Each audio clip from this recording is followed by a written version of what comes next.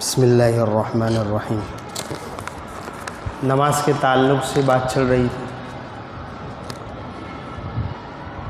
نماز کی اہمیت جس آیت کریمہ کی تلاوت کی گئی اس کی روشنی میں آپ کے سامنے بیان کی گئی۔ نماز ہی کی اہمیت کو اجاگر کرتے ہوئے اللہ کے رسول صلی اللہ علیہ وسلم نے ارشاد فرمایا، لِكُلِّ شَيْءٍ عَلَمٌ وَعَلَمُ الْإِيمَانِ الصَّلَاةُ۔ ہر چیز کی ایک نشانی ہوتی ہے اور ایمان کی نشانی نماز ہے۔ دنیا میں ہر ملک کا، ہر پارٹی کا، ہر جماعت کا کوئی نشان ہوتا ہے۔ اس نشان تلے وہ جماعت پہچانی جاتی ہے، اس پارٹی کو لوگ جانتے ہیں۔ اسی طرح مسلمان کی پہچان، مومن کی پہچان نماز سے ہے۔ اگر مومن کی زندگی میں، مسلمان کی زندگی میں نماز ہے تو اس کی اسلام کی پہچان باقی ہے، ورنہ اس کو مسلمان سمجھنا یا مسلمان پہچاننا دیگر افراد کے لیے مشکل ہوگا۔ اسی طرح اللہ کے رسول صلی اللہ علیہ وسلم نے اسی کو دوسری روایت میں ایمان اور کفر کے درمیان حد فاصل قرار دیا۔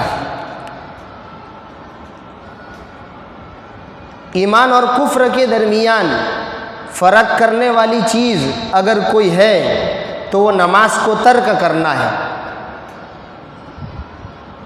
ذرا سوچئے، دو گھروں کے درمیان جو حد فاصل ہوتی ہے، دو گھروں کے درمیان فصل کرنے والی جو دیوار ہوتی ہے، آدمی اولاً تو اس دیوار کو منہدم نہیں ہونے دیتا، اور اگر کسی حادثے کی نتیجے میں وہ دیوار منہدم ہو گئی، اس دیوار کے منہدم ہونے پر ایک گھر کی بہو بیٹی کی بے پردگی ہوتی ہے دوسرے گھر والوں کے لیے، اور دوسرے گھر والوں کی جو بہو بیٹی ہوتی ہے اس کی بے پردگی دوسرے گھر میں جو مرد ہے ان کے سامنے ہوتی ہے۔ آدمی کی غیرت گوارا نہیں کرتی، سب سے پہلے آدمی کسی بھی حال میں اس منہدم دیوار کو فوری طور پر کھڑا کرنے کی فکر کرتا ہے۔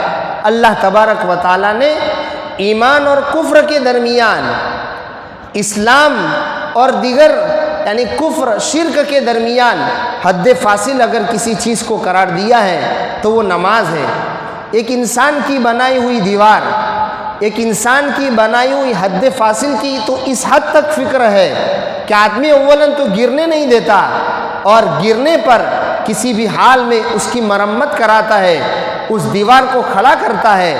آدمی کی غیرت کسی حال میں اس کو گوارا نہیں کرتی، اور یہ دیوار کسی انسان کی قائم کردہ نہیں ہے، یہ اللہ کی قائم کردہ دیوار ہے۔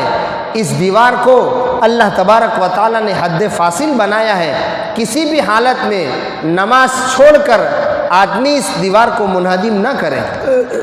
اسی طرح اللہ کے رسول صلی اللہ علیہ وسلم نے ایک روایت میں ارشاد فرمایا، الصلاۃ عماد الدین فمن اقامها فقد اقام الدین ومن ہدمها ہدم الدین۔ نماز دین کا ستون ہے، جس نے نماز کو قائم کیا اس نے دین کے دیگر شعبوں کو قائم کیا، اور جس نے نماز کو ختم کر دیا اس نے دین کے دیگر شعبوں کو بھی منہدم کر دیا، ختم کر دیا۔ اس کو کسی عالم دین نے بہت اچھے طریقے سے سمجھایا کہ جس انسان کے نزدیک ملک کے وزیر اعظم کی ویلیو نہ ہو، یا اپنے علاقے یا ملک کے جو بڑا افسر، پولیس کا بڑا افسر ہوتا ہے، اس کا ویلیو نہ ہو، تو وہ دیگر وزراء کی اور دیگر پولیس کو کیسے خاطر میں لائے گا؟ تو جب انسان کے نزدیک، ایک مومن کے نزدیک مومن ہونے کے ناطے نماز ہی کی ویلیو نہیں ہے، نماز ہی کی کوئی پرواہ نہیں ہے، تو وہ دین کے دیگر شعبے، زکوٰۃ، روزہ، حج اور دیگر حقوق العباد سے تعلق رکھنے والے اور حقوق اللہ سے تعلق رکھنے والے دیگر شعبے کی کیسے پرواہ کرے گا؟ کبھی بھی ایسا آدمی ان شعبوں کو خاطر میں نہیں لا سکتا جس کے خاطر میں نماز نہ ہو، نماز جس کے نزدیک نماز کی کوئی اہمیت اور کوئی ویلیو نہ ہو۔ اس سے آدمی نماز کی اہمیت کو سمجھ سکتا ہے۔ اسی طرح اللہ کے رسول صلی اللہ علیہ وسلم کی آخری وصیت کیا تھی؟ الصلاۃ وما ملکت ایمانکم، الصلاۃ وما ملکت ایمانکم۔ زبان لڑکھڑا رہی ہے، قدم میں اور جسم میں راشا ہے، حضور کی زبان مبارک سے نکل رہا ہے نماز اور اپنے ماتحتوں کا خیال رکھنا۔ ایک باپ کے انتقال ہونے پر یا کسی عزیز کا جب انتقال کا وقت آتا ہے، اس کی وصیت کردہ کوئی چیز ہوتی ہے تو آدمی حتی الامکان اس کو پورا کرنے کی کوشش کرتا ہے کہ میرے باپ کی وصیت کی ہوئی چیز ہے، عزیز نے وصیت کی ہے، اس وصیت کو پورا کرنا ضروری ہے۔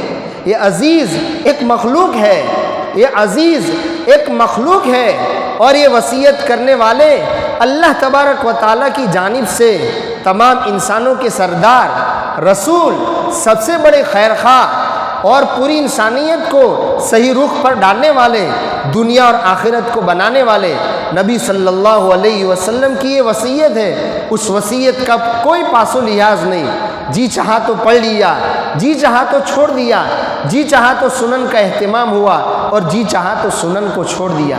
یہ مختصر طور پر کچھ احادیث اور قرآن مجید کی روشنی میں نماز کی اہمیت آپ کے سامنے بیان کی گئی۔ نماز کا سب سے اہم جز پہلے کی سنتیں، بعد کی سنتیں، اوابین اور دیگر نوافل ہیں۔ حضور صلی اللہ علیہ وسلم نے ان سنتوں کو مجموعی طور پر بھی آپ علیہ الصلاۃ والسلام نے اس کے فضائل بیان کیے اور علیحدہ روایتوں میں بھی اس کے فضائل حضور صلی اللہ علیہ وسلم نے سنائے، اور علماء کرام نے، اکابرین نے سنن قبلیہ، بعدیہ اور دیگر نوافل کے اہتمام پر ایک نہیں دسیوں فوائد کا تذکرہ علماء کرام نے کیا ہے۔ اللہ کے رسول صلی اللہ علیہ وسلم نے ایک روایت میں ارشاد فرمایا، جو شخص رات دن میں 12 رکعت کا اہتمام کرتا ہے، اللہ تبارک و تعالیٰ اس کے لیے جنت میں ایک محل تعمیر کرتے ہیں۔ وہ 12 رکعتیں فجر سے پہلے کی 2 رکعت، ظہر سے پہلے کی 4 رکعت، ظہر کے بعد کی 2 رکعت، مغرب بعد کی 2 رکعت اور عشاء کے بعد کی 2 رکعتیں ہیں۔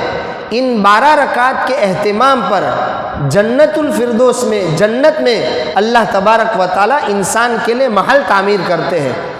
یہ تو مجموعی طور پر اللہ کے رسول صلی اللہ علیہ وسلم نے اس کی اہمیت بیان کی۔ ہر نماز کے متعلق سنتوں پر اللہ کے رسول صلی اللہ علیہ وسلم کی علیحدہ حدیث موجود ہے۔ فجر کے تعلق سے حضرت عائشہ صدیقہ رضی اللہ تعالیٰ عنہا حضور صلی اللہ علیہ وسلم کا عمل بتاتی ہے کہ اللہ کے رسول صلی اللہ علیہ وسلم سب سے زیادہ اگر کسی سنت کا اہتمام فرماتے تھے تو وہ فجر کی 2 رکعت سنتیں ہوتی تھی۔ اسی طرح اللہ کے رسول صلی اللہ علیہ وسلم نے ارشاد فرمایا، فجر کی سنتیں تم نہ چھوڑو گرچہ تمہیں گھوڑے رون ڈالیں۔ یعنی آدمی میدان کارزار میں ہے، جہاد میں ہے، تلواروں کے سائے میں زندگی گزار رہا ہے، تلواروں میں سانس لے رہا ہے، جہاد کا رن پڑا ہوا ہے، ایسے موقع پر بھی اللہ کے رسول صلی اللہ علیہ وسلم نے فجر کی سنت چھوڑنے سے منع فرمایا ہے۔ اسی لیے ائمہ نے یعنی فقہا نے فجر کی سنت کی اہمیت کے پیش نظر امام اعظم ابو حنیفہ رحمۃ اللہ علیہ کے نزدیک جب تک آدمی کو فجر کی نماز میں قاعدے تک امام کے ساتھ وہ شریک ہو سکتا ہے، تب تک آدمی کسی نہ کسی درجے میں فجر کی 2 رکعت سنت کا اہتمام کرے۔ یعنی وہاں تک آدمی فجر کی سنت کو نہیں چھوڑ سکتا۔ اس سے آدمی فجر کی سنتوں کو، سنت کی اہمیت کو سمجھ سکتا ہے۔ ظہر کے بارے میں اللہ کے رسول صلی اللہ علیہ وسلم نے ارشاد فرمایا کہ ظہر سے پہلے کی 4 رکعت جو شخص ادا کرتا ہے اس کے لیے جنت کے دروازے کھول دیے جاتے ہیں۔ اللہ کے رسول صلی اللہ علیہ وسلم نے فرمایا کہ جب یہ جنت کے دروازے کھولنے کا وقت ہے تو میں اپنے لیے مناسب سمجھتا ہوں کہ کوئی نہ کوئی سنت ادا کر دوں۔ اللہ کے رسول صلی اللہ علیہ وسلم اس موقع پر 4 رکعت ادا کیا کرتے تھے۔ اسی طرح عصر کی نماز کے بارے میں اللہ کے رسول صلی اللہ علیہ وسلم نے ارشاد فرمایا، رحم اللہ امرأۃ صلی قبل العصر 4 او کما قال علیہ الصلاۃ والسلام، اللہ تعالیٰ اس بندے پر رحم فرمائے جو عصر سے پہلے کی 4 رکعت کا اہتمام کرتا ہے۔ اسی طرح مغرب کے بارے میں اللہ کے رسول صلی اللہ علیہ وسلم نے ارشاد فرمایا، جو شخص مغرب کے بعد 6 رکعت کا اہتمام کرتا ہے اس کے تمام گناہ معاف کر دیے جاتے ہیں، اگرچہ اس کے گناہ سمندر کی جھاگ کے برابر ہوں۔ یہ مغرب کے بعد کی سنتوں کے بارے میں اللہ کے رسول صلی اللہ علیہ وسلم نے ارشاد فرمایا۔ اسی طرح عشاء کے متعلق حضرت عائشہ نے حضور کا عمل بیان کیا کہ اللہ کے رسول جب بھی عشاء کی نماز پڑھ کے میرے گھر تشریف لائے ہیں، آپ علیہ الصلاۃ والسلام نے 4 رکعتیں یا 6 رکعتیں ضرور ادا فرمائی ہے۔ یہ عشاء کی سنت کے متعلق حضور صلی اللہ علیہ وسلم کا عمل ہے۔ آدمی اس ایک شبے کا ازالہ کرنا چاہتا ہوں، عامتاً اس تقسیم کی بنیاد پر کہ یہ سنت مؤکدہ ہے، یہ سنت غیر مؤکدہ ہے، یہ نفل نماز ہے اور یہ واجب نماز ہے، اسی تقسیم کو پڑھنے کے نتیجے میں آدمی نفل کو، سنت غیر مؤکدہ کو یا فرض کی اہمیت کی وجہ سے سنت مؤکدہ کے چھوڑنے تک کی جرأت کر لیتا ہے۔ اولاً تو آدمی ذہن میں بٹھا لے یہ تقسیم اللہ کے رسول صلی اللہ علیہ وسلم کے زمانے میں نہیں تھی۔ صحابہ کرام نے حضور صلی اللہ علیہ وسلم کو جو عمل کرتے ہوئے دیکھا ہے، صحابہ کرام نے اس عمل کو زندہ کیا ہے۔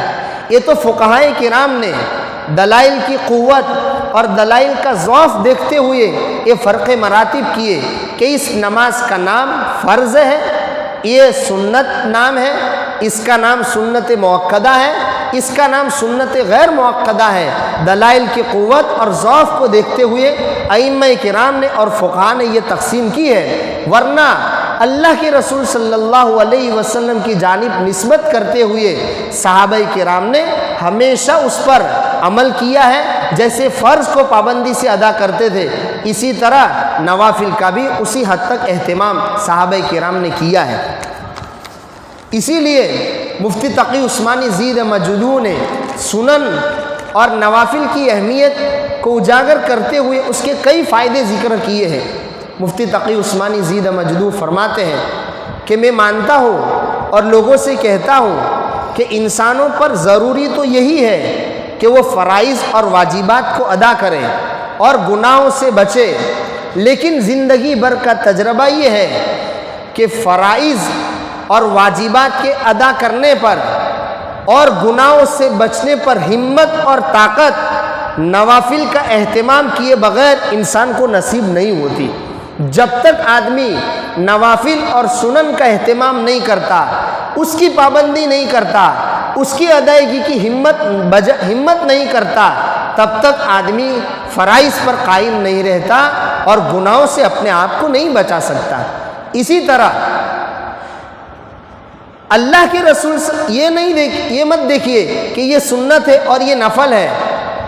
ہر رکعت اور ہر نماز اللہ کے رسول صلی اللہ علیہ وسلم کی زندگی کا معمول ہے اور آپ علیہ الصلاۃ والسلام کی سنت ہے، اور سنت کا ثمرہ قرآن مجید نے محبوبیت بیان کیا ہے۔ ان کنتم تحبون اللہ فاتبعونی یحببکم اللہ، اگر تم اللہ تبارک و تعالیٰ کا محبوب بننا چاہتے ہو تو میری پیروی کرو، میری سنتوں پر عمل کرو، اللہ تبارک و تعالیٰ کے محبوب بن جاؤ گے۔ تو سنت پر عمل کا ثمرہ محبوبیت ہے۔ اسی طرح حضرت خانپوری دامت برکاتہم فرماتے ہیں، محمود المواعظ میں لکھا ہے کہ سنن قبلیہ اور بعدیہ، سنن قبلیہ یہ تمہید ہے اور سنن بعدیہ تکملہ ہے۔ جب دسترخوان لگایا جاتا ہے تو پہلے سوپ دسترخوان پہ رکھا جاتا ہے. سوپ رکھنے کے نتیجے میں انسان کے اندر دیگر چیزیں کھانے کی رغبت پیدا ہوتی ہے، شوق پیدا ہوتا ہے. جب کھانے کا اشتہا، رغبت پیدا ہو گئی تو اب مرغن غذائے دسترخوان پر رکھی جاتی ہے. بس اسی طرح اللہ تبارک و تعالیٰ نے اصل فرض میں جی لگانے کے لیے تمہید کے طور پر سنن کو رکھا ہے. پھر حضرت ہی آگے لکھتے ہیں، اب ذرا ہم اپنی سنتوں پر تو غور کریں. دوڑے دوڑے، ہانپے کانپے، ڈنگ سے استنجا کیا کہ نہیں کیا، ڈنگ سے وضو والا عمل ہوا کہ نہیں ہوا، اس طرح ہماری سنتیں ادا ہوتی ہے. 4 دن سے ہم باہر فجر کی نماز میں دیکھ رہے ہیں کہ مسجد کا یعنی مسجد میں آنے والا آدھا طبقہ، طلبہ عزیز کا آدھا طبقہ 1 منٹ میں اپنی فجر کی سنتیں ادا کرتا ہے. نہ آستین اتری ہوئی ہے، نہ وضو کا پانی کچھ خشک ہوا ہے، دوڑے دوڑے صحن میں آ رہا ہے. کبھی وہ استاد بول رہا ہے جلدی کر، اور ادھر دعا ختم ہونے کو ہے، تکبیر کہنے کو ہے. اس طرح ہماری سنت ادا ہو رہی ہے. آدمی ذرا اس سلسلے میں فکر کرے. شروع سال میں انتہائی درد کے ساتھ، انتہائی اہمیت دے کر داخلی وقت میں انتظامیہ نے یہ فکر کی اور ہمارے لیے اس قسم کے مرکزی اور بنیادی مضامین کو سامنے رکھا. اس لیے آدمی ان فوائد کو پیش نظر رکھتے ہوئے سنت کا اہتمام کرے. اسی طرح ڈاکٹر عبدالحی عارفی رحمۃ اللہ علیہ فرماتے ہیں، ارے اللہ کے بندو، فرائض تو اللہ تعالیٰ کا حق ہے، وہ تو کسی نہ کسی درجے میں آدمی کو ادا کرنا ہے، لیکن نوافل کا اہتمام، سنن کا اہتمام، یہ اللہ کی محبت کا حق ہے. محبت کے تقاضے کچھ اور ہوتے ہیں. اس محبوب کے ہر آن، ہر گھڑی، ہر سیکنڈ انسان پر کتنے سارے انعامات کی بارش ہے. کیا اس انعامات کا ڈاکٹر عارفی دامت رحمت اللہ علیہ فرماتے ہیں ان انعامات کا یہی صلہ ہے کہ بس آدمی فرض ادا کر کے بیٹھ جائے، واجب کام کو کر کے بیٹھ جائے؟ اللہ تبارک و تعالیٰ کی محبت کے تقاضے یہ ہے کہ آدمی ان چیزوں کو بھی ادا کرے. اللہ تعالیٰ عمل کرنے کی توفیق عطا فرمائے.